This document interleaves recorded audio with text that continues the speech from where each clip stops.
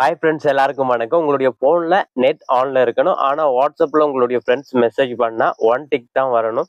So இதுக்கு ஏதாவது tricks இருக்குது அப்படின்னு பார்த்தீங்கன்னா கண்டிப்பாக இருக்குது. ஒன்று இல்லை, 2 ட்ரிக்ஸ் இருக்குது. இந்த 2 ட்ரிக்ஸையும் யூஸ் பண்ணி உங்களால் நீங்கள் வந்து வாட்ஸ்அப்பில் ஒன் டிக் வர மாதிரி வச்சுக்க முடியும்.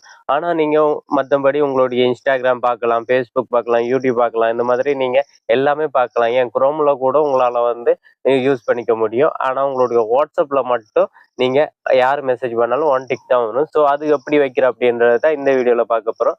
அதனால வீடியோ ஸ்கிப் பண்ணாமல் கடைசி வரைக்கும் பாருங்கள். வீடியோக்குள்ளே போகிறதுக்கு முன்னாடி நீங்கள் நம்ம சேனலுக்கு ஃபர்ஸ்ட் டைம் வந்திருப்பீங்க அப்படின்னா நம்ம சேனலை சப்ஸ்கிரைப் பண்ணி பெல் பட்டனை கிளிக் பண்ணி அதில் ஆல் நோட்டிஃபிகேஷன் வச்சுக்கோங்க. இப்போ வாங்க அதை எப்படி செட் பண்ணி வைக்கிற அப்படின்றத பார்க்கலாம்.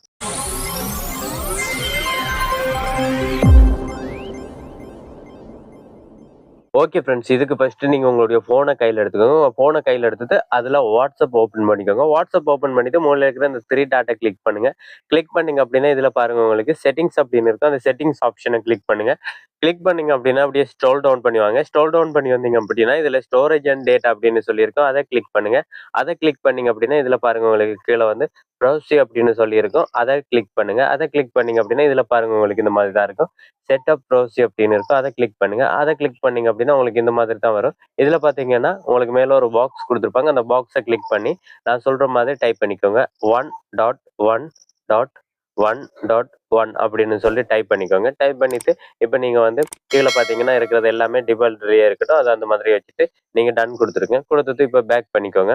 பேக் பண்ணிங்க அப்படின்னா இதில் பாருங்கள், உங்களுக்கு கீழே வந்து இந்த மாதிரி தான் வரும். இதில் பார்த்தீங்கன்னா டிஸ்கனெக்டட் அப்படின்னு சொல்லியிருக்கும். இதில் வந்து நம்ம கொடுத்த அந்த கோடெல்லாம் இருக்கும்.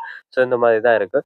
இதுக்கப்புறமா பார்த்தீங்கன்னா உங்களுக்கு வாட்ஸ்அப்பில் நீங்கள் வந்து என்னதான் உங்களுடைய ஃபோனில் வந்து டேட்டா ஆனில் இருந்தாலும், இன்டர்நெட் ஆனில் இருந்தாலும், உங்களுக்கு யாராவது வாட்ஸ்அப்பில் மெசேஜ் பண்ணாங்க அப்படின்னா உங்களுக்கு ஒன் டிக் தான் காட்டும். ஸோ மற்றபடி நீங்கள் எல்லாமே யூஸ் பண்ணிக்க முடியும்.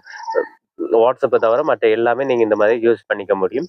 ஸோ இதை நீங்கள் மறுபடியும் உங்களுக்கு வேணும் அப்படின்னா நீங்கள் இந்த இதில் பார்த்தீங்கன்னா, அதாவது வாட்ஸ்அப் யூஸ் பண்ண போகிறீங்க அப்படின்னா யூஸ் ப்ரௌசி அப்படின்னு சொல்லி இருக்கிறதுல உங்களுக்கு இந்த மாதிரி இருக்கும். ஸோ இதை வந்து நீங்கள் கொடுத்து ஆஃப் பண்ணி விட்டுட்டீங்கனாலே போதும். இல்லை நீங்கள் இதை டிலீட் பண்ணணும் அப்படின்னு நினைச்சா கூட இந்த மாதிரி கொடுத்து டிக் பண்ணி பிடிச்சிட்டு இதில் டிலீட் அப்படின்றத கொடுத்தீங்கனாலே அது ஆட்டோமேட்டிக்காக டிலீட் ஆயிடும். ஸோ இந்த மாதிரி நீங்கள் வந்து இதை வந்து கேன்சல் பண்ணிக்க முடியும்.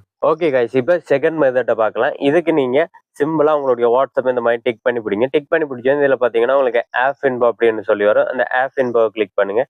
கிளிக் பண்ணிங்க அப்படின்னா இதில் பாருங்கள், உங்களுக்கு டேட்டா யூசர்ஸ் அப்படின்னு இருக்கும். அதை கிளிக் பண்ணுங்கள். அதை கிளிக் பண்ணி இதில் மொபைல் டேட்டா இல்லை வைஃபை அப்படின்னு சொல்லி இருக்கும். ஸோ அதில் வந்து நீங்கள் இதை இந்த மாதிரி ஆஃப் பண்ணிடுங்க.